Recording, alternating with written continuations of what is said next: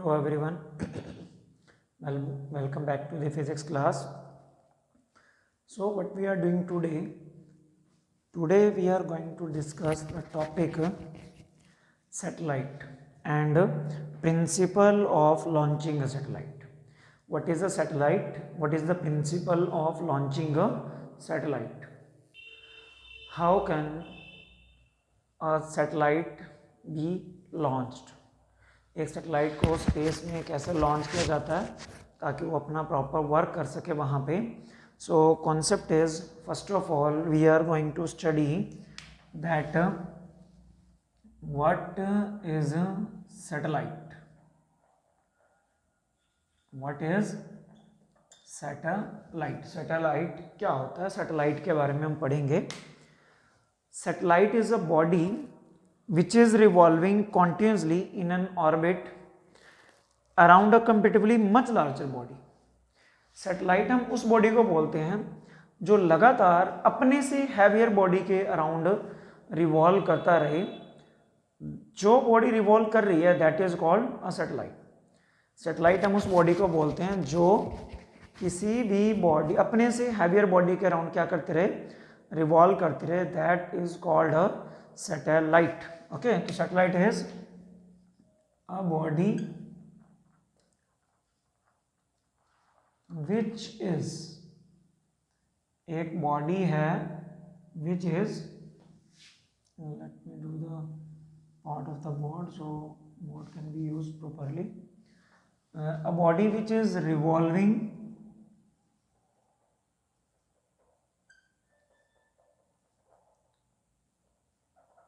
continuously in an orbit around a much larger body.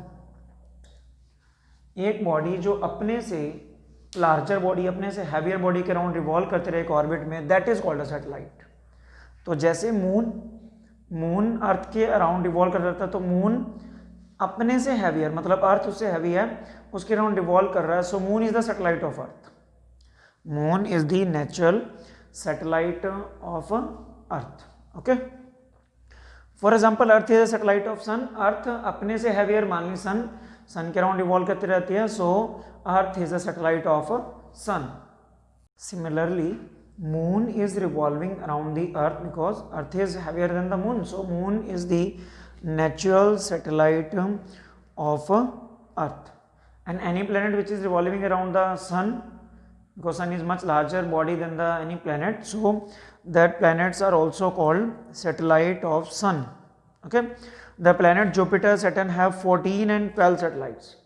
Jupiter है, Saturn है, इनके 14 and 12 satellites हैं. मतलब 14 एंड 12 ऐसी बॉडीज है जो इनके अराउंड रिवॉल्व करते रहते हैं. And they all are called natural satellites.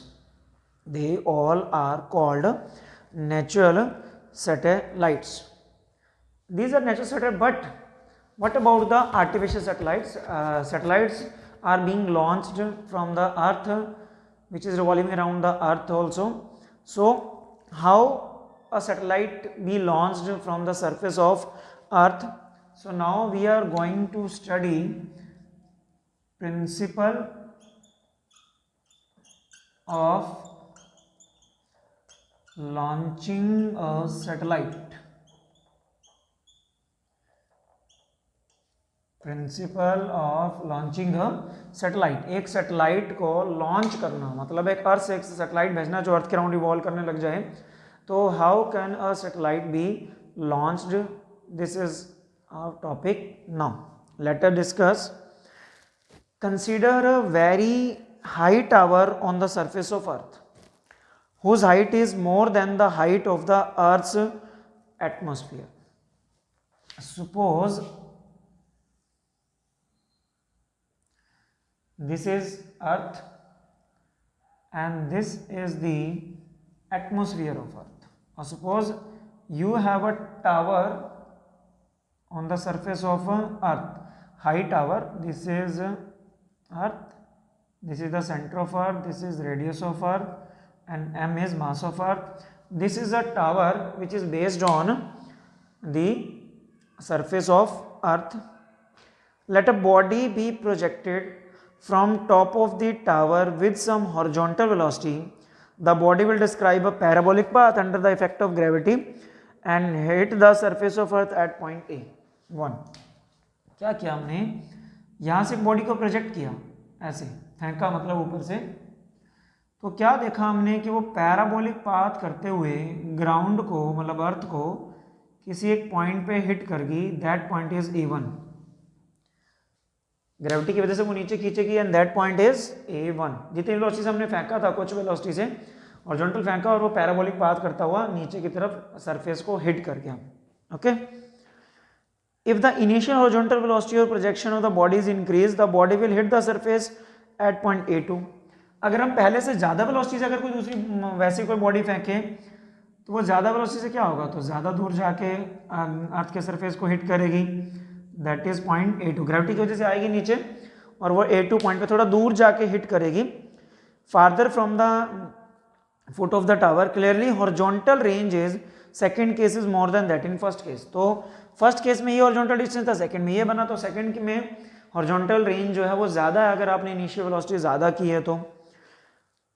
सो अगर हम इसी तरह से हॉरिजॉन्टल वेलोसिटी को इंक्रीज करते रहें, so horizontal range will be increased and finally a stage will come when the body will not hit the earth but will always be in state of free fall under the gravity and attempt to fall to earth. अगर हम ऐसे body को velocity बढ़ा के फेंकते रहें तो ultimately ऐसा होगा कि एक बार ऐसा आएगा कि अर्थ के सरफेस पे बॉडी गिरेगी नहीं और वो अर्थ के अराउंड क्या करने लग जाएगी, रोटेट. अर्थ के अराउंड क्या करने लग जाएगी, वो rotate. Always in the state of this, कि वो हमेशा अर्थ की तरफ गिरना चाहेगी, हमेशा अर्थ की तरफ गिरना चाहेगी, मतलब अर्थ के अराउंड वो रोटेट करने लग जाएगी. दैट वेलोसिटी, जिस वेलोसिटी से अब आपने बॉडी को फेंका कि वो अर्थ के सरफेस में ना गिरे और अर्थ के अराउंड क्या करते रहे, रिवॉल्व करती रहे. That velocity with which it was projected, that is orbital speed, orbital velocity of the satellite. That speed is called orbital speed या orbital velocity of a satellite. It means the minimum velocity required to put the satellite into its orbit around Earth. किसी भी satellite को अर्थ के around उसके orbit में, this is the orbit of earth, this is orbit of earth. Earth के around किसी भी orbit में सैटेलाइट को रिवॉल्व करवाने के लिए जितनी कम से कम वेलोसिटी आपको चाहिए, सैटेलाइट को चाहिए, that is called its orbital velocity. उसको क्या बोला जाता है, ऑर्बिटल वेलोसिटी ऑफ सैटेलाइट. उसको सैटेलाइट की ऑर्बिटल वेलोसिटी कहा जाता है. Okay. So what is the definition of orbital velocity? Minimum velocity, minimum velocity required to put the satellite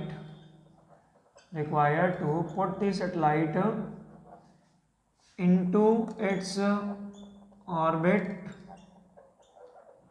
around earth. अर्थ के अराउंड किसी भी सैटेलाइट को उसके ऑर्बिट में भेजने के लिए जितनी कम से कम वेलोसिटी उसको प्रोजेक्ट करना पड़ेगा, that is called its orbital velocity.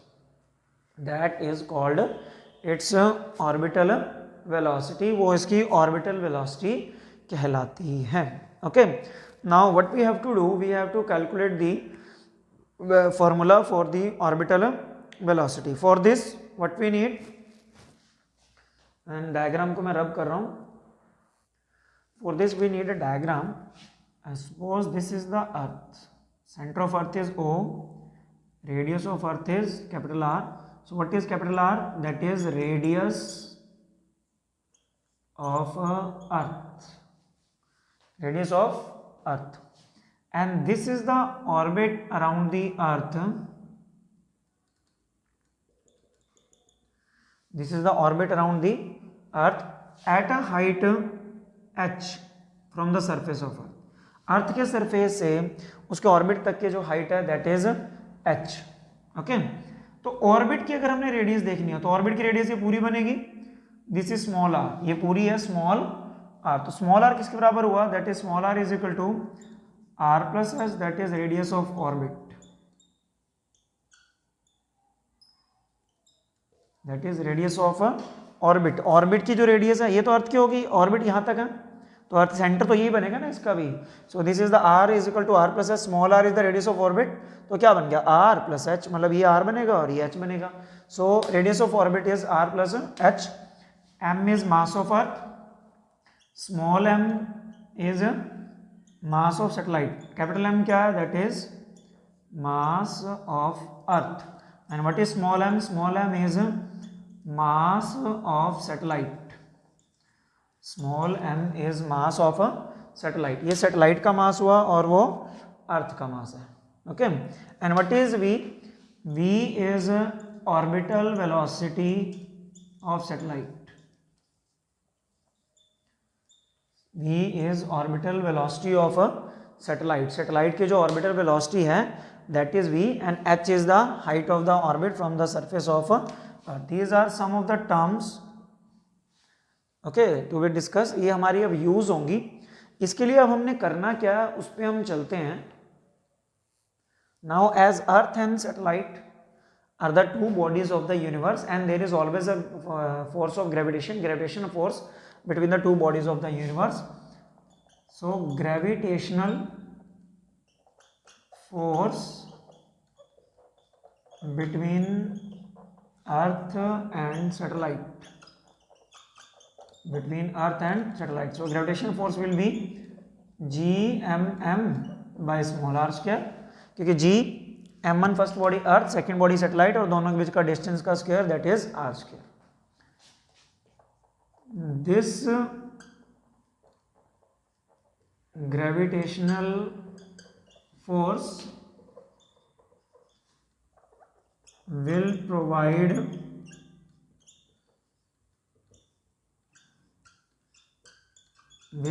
Centripetal force, क्योंकि सैटेलाइट को किसी भी बॉडी को सर्कल में घूमने के लिए क्या चाहिए होती है, centripetal force.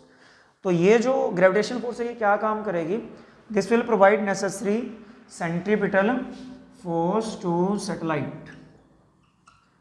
Necessary centripetal force to the satellite. Satellite को नेसेसरी सेंट्रीपिटल फोर्स देगी यही ग्रेविटेशनल फोर्स. तो ग्रेविटेशनल फोर्स क्या है, this gravitational force gmm by r square will provide the necessary centripetal force mv square by r. mv square by में r, मतलब ये gravitational force centripetal, क्योंकि satellite को सर्कल में घूमने के लिए सेंट्रीपिटल फोर्स चाहिए. सेंट्रीपिटल फोर्स कहाँ से आएगी, किसी ना किसी फोर्स को सेंट्रीपिटल फोर्स पे काम करना ही पड़ेगा. और यहाँ पे फोर्स कौन सी लग रही है, अकेली ग्रेविटेशनल फोर्स लग रही है, तो वो ग्रेविटेशनल फोर्स ही सेंट्रीपिटल फोर्स का काम करने लग जाएगी. सो स्मॉल m से स्मॉल m क्या हुआ, कैंसिल. एक r से एक r क्या हुआ, cancel. So what it will be, that v square equals gm by में r. v square equals gm by में r. Okay. So what is v now? v is under root gm by r. v is under root gm by में r. This is the formula for the orbital. तो v क्या था, orbital velocity थी. Orbital velocity हमने निकाल ली कि orbital velocity कितनी आई, अंडर रूट gm by में r. अब as g acceleration due gravity क्या होता है, gm by r square. Acceleration due to gravity जो होता है दैट इज gm बाय में r square. So what we are doing, putting the values of gm. gm की value क्या आ जाएगी यहाँ से, that is gr square is equal to gm. gr square is equal to gm. So putting the values v under root gm की जगह क्या लिखेंगे, that is G R square by में r. अब r का स्क्वायर है ऊपर, r का स्क्वायर का अंडर रूट हम क्या करेंगे, बाहर निकाल लेंगे.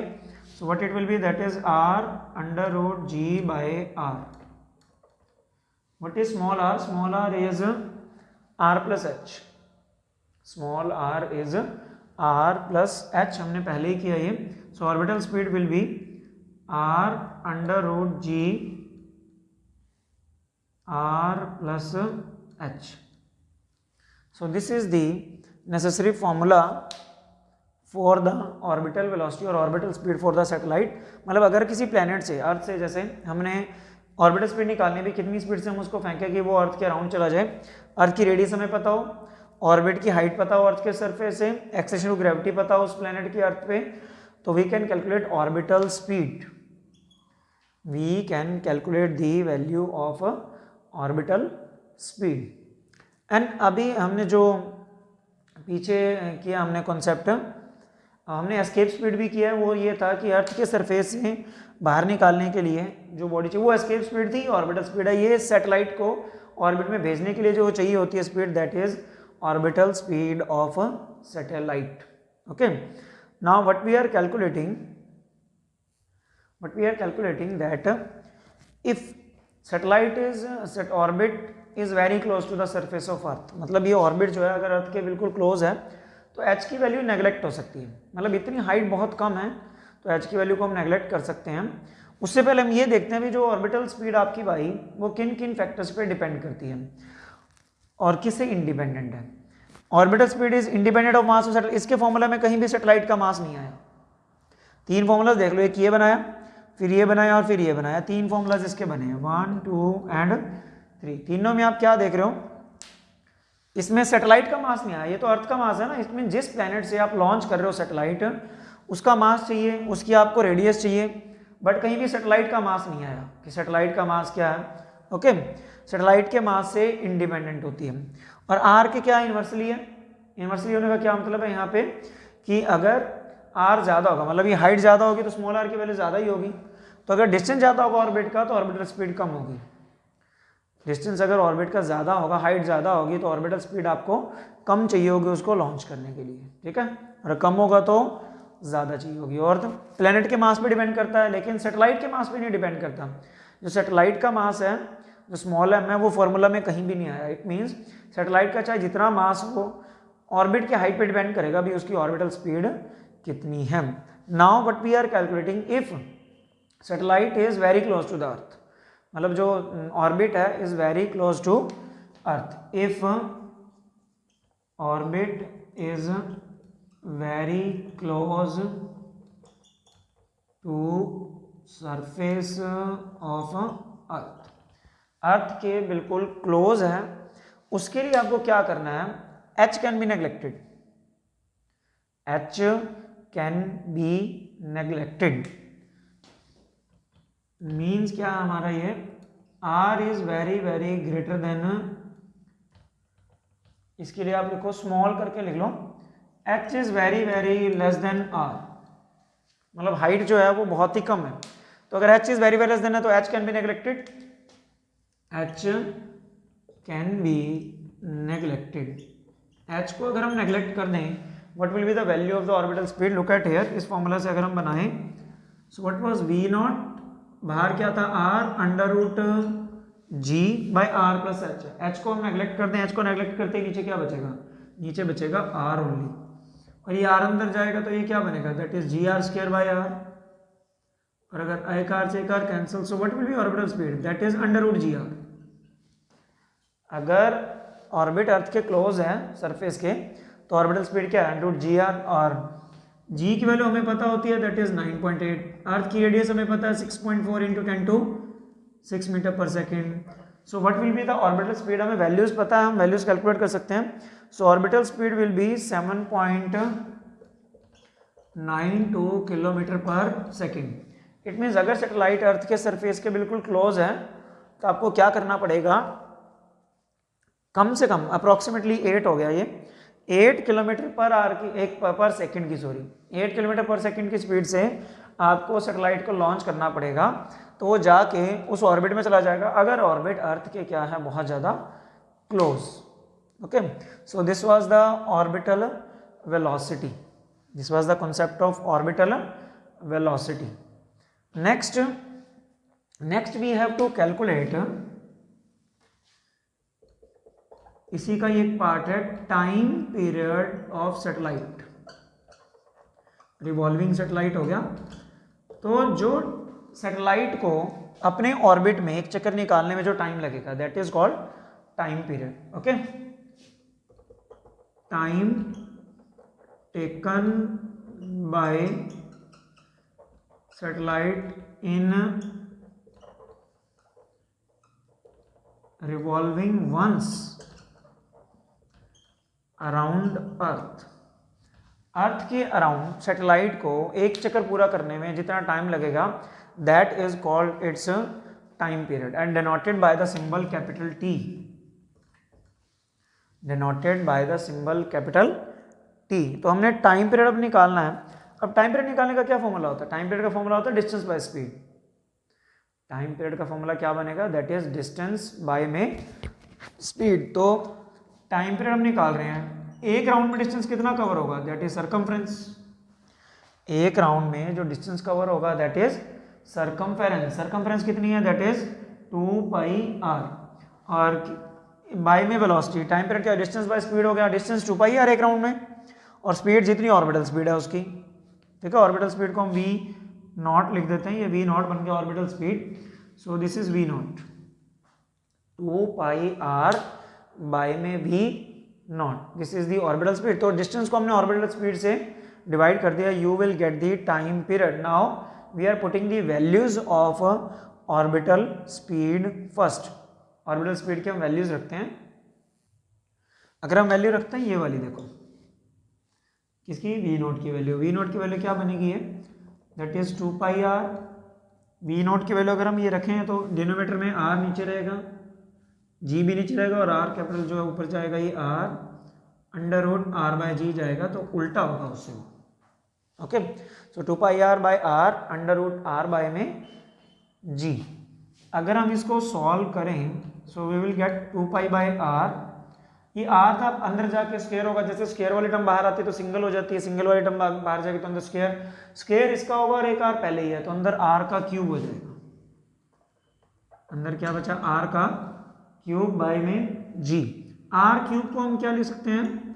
2πr under root r cube क्या होता है? r क्या? Small r, that is r plus h का क्यूब बाय में g। 2π/r under root r plus h का क्यूब बाय में g, this is the time period. Okay, एक ये फॉर्मूला टाइम पीरियड का हमारे पास बन सकता है, that is 2π/r under root r plus h का क्यूब बाय में g। This is the first formula you can see for calculating the time period. अगर आपको h दिया हो, r दिया हो, g की वैल्यू अपने को पता है, तो you can calculate the time period of satellite from this formula. अगर आपको एक्सेलरेशन ऑफ ग्रेविटी दिया हो तो यहाँ तक इससे भी हो जाएगा, बट अगर आपको g ना देके अर्थ का मास दे रखा हो, अर्थ की डेंसिटी दे रखी हो, तो मास और डेंसिटी के टर्म में भी हम ये निकालते हैं। तो उसके लिए हमें g की वैल्यू कैलकुलेट करनी पड़ेगी। एज g क्या होता है? g acceleration of gravity that is gm/r²। यहाँ हमने किया भी था, लिखा था मैंने यहाँ पे, g क्या था? दैट इज gm बाय में r²। मास क्या होता है? Mass is volume into density. Earth का मास तो अर्थ का वॉल्यूम और अर्थ की डेंसिटी। अर्थ का वॉल्यूम क्या बनेगा? अर्थ स्फेरिकल शेप में है तो इसका वॉल्यूम क्या होगा? That is 4/3πr³। 4/3πr³ ये हो गया volume. Volume into density mass होता है, तो मास की जगह पे हम वॉल्यूम इनटू डेंसिटी लिखेंगे और डेंसिटी होती है rho. So what is the value of acceleration of gravity? That is 4/3πg। अगर हम इसे एक पावर ये कट कर दें, दो पावर ये कट होगी, तो ये बन जाएगा 4/3πgr⁻। 4/3πgr⁻ is the value of acceleration due to gravity. और अगर ये एक्सेलरेशन टू ग्रेविटी हम इस इक्वेशन में पुट कर दें, इस इक्वेशन का नंबर मैंने 3 दे दिया, सपोज करो, पुट इन 3 में पुट करेंगे तो टाइम पीरियड क्या बनेगा? टाइम पीरियड क्या था? That is 2π/r। 2π/r into क्या था यहाँ पे? 2π/r अंडर रूट, ऊपर क्या था? r प्लस h का क्यूब बाय में g था। बाय में g अगर करोगे तो बाय में वैल्यू क्या रखनी पड़ेगी? That is 4/3πgr⁻। g की वैल्यू रखी 4/3πgr⁻, क्योंकि g की वैल्यू डिनोमिनेटर में थी इसलिए डिनोमिनेटर में वैल्यू रखी हमने।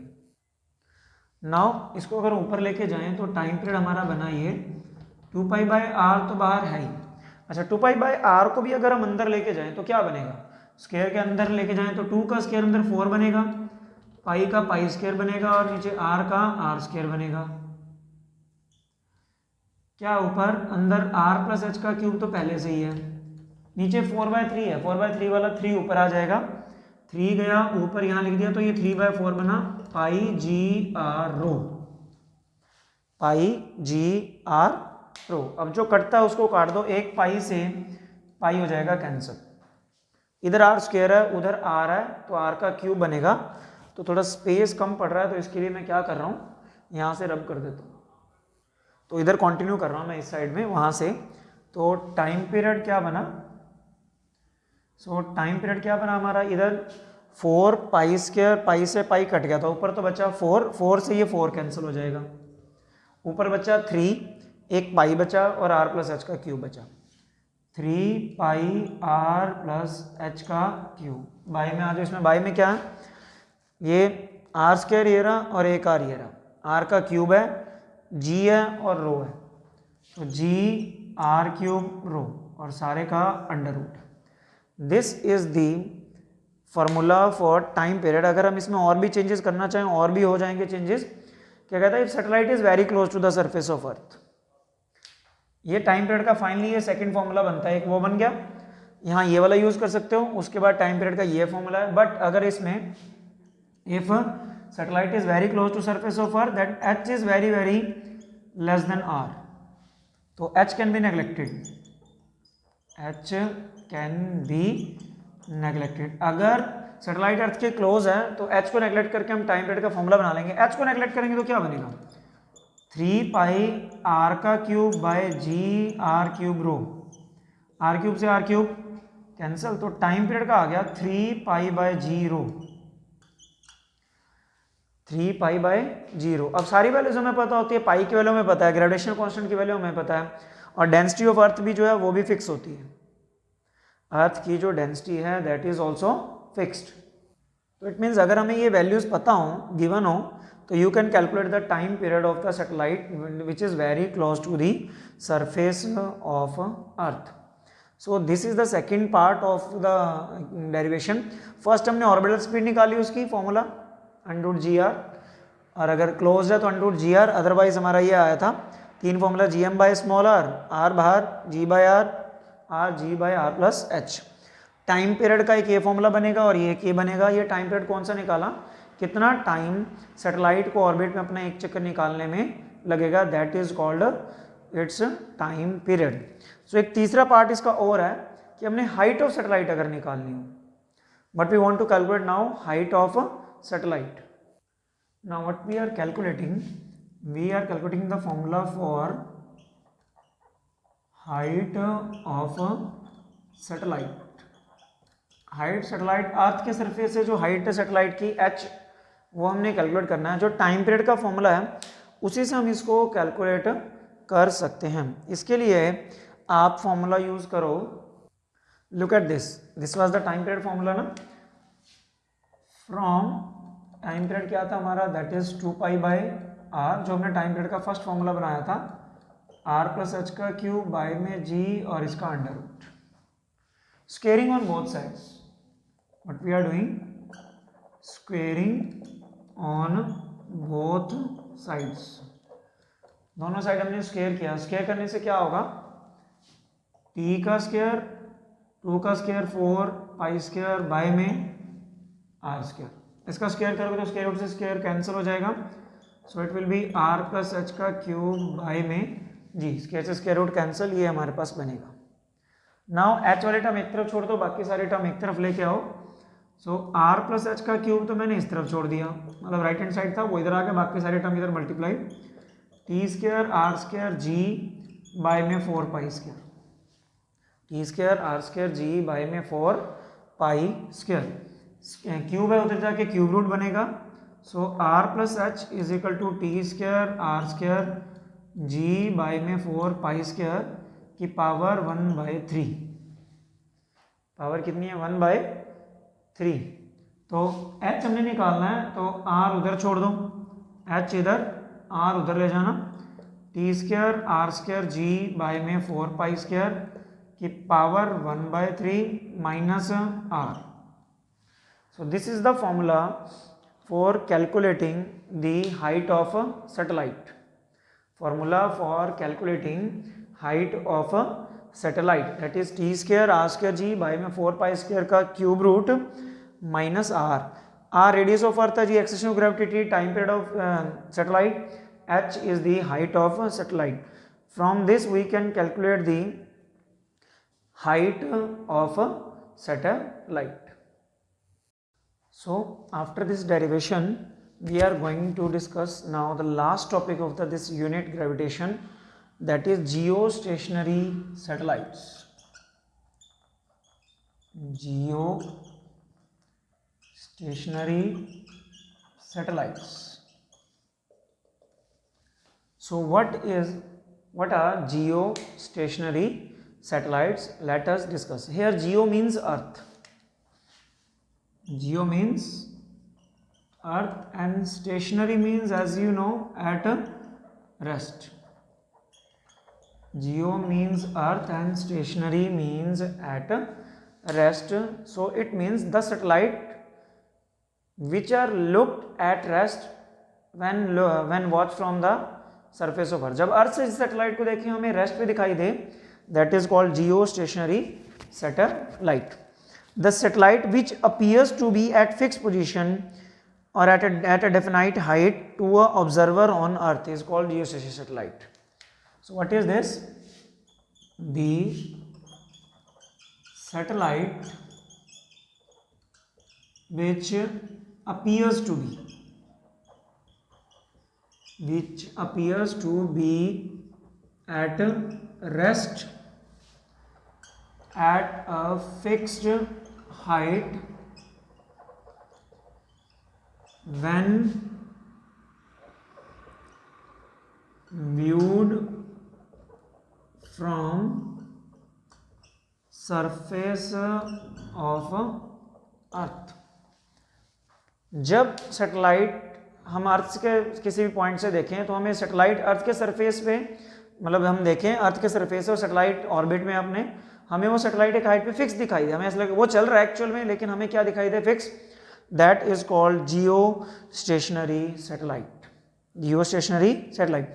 There are some conditions to be followed to become a geo station. कोई भी सैटेलाइट जियो स्टेशनरी सैटेलाइट हो सकता है, but if that is following some conditions. Okay, what are that condition? First of all, height of the satellite must be 36,000 kilometre from the surface of earth. अर्थ के surface से उस satellite की जो height, orbit की जो height है, that must be 36,000 kilometre and its time period must be 24 hours. जैसे अर्थ है, ओके, अर्थ अपनी एक्सिस पे जैसे घूमती है और सन के राउंड घूमती है, सन के राउंड टाइम पीरियड उसका अलग होता है, अपनी एक्सिस पे 24 आवर्स. तो जैसे अर्थ का खुद का रोटेशन का टाइम पीरियड है अपनी एक्सिस के राउंड, वैसे ही उस सैटेलाइट का अर्थ के राउंड होना चाहिए 24 आवर्स में एक अपना चक्कर पूरा करना चाहिए. ओके, एंड नेक्स्ट, जो अर्थ की रोटेशन की डायरेक्शन है that is from west to east. Earth जो हमारी अपने एक्सिस पे घूमती है ना, वो वेस्ट टू ईस्ट घूमती है, सैटेलाइट भी वेस्ट टू ईस्ट चलना चाहिए. और अर्थ जिस स्पीड से घूमती है, अर्थ घूमती है waste to east 3.1 kilometre per second की स्पीड से, तो वो सैटेलाइट भी वेस्ट टू ईस्ट घूमे और कितनी स्पीड से घूमे? 3.1 kilometre per second. If any satellite is following these conditions, then that satellite is said to be geostationary satellite. That satellite is called geostationary satellite. So this was all about the geostationary satellite, and this was all about the chapter gravitation. We have completed the theoretical part of the chapter gravitation. I hope you all understood the today's concept. Prepare notes, do well. Till then, thanks and have a nice day.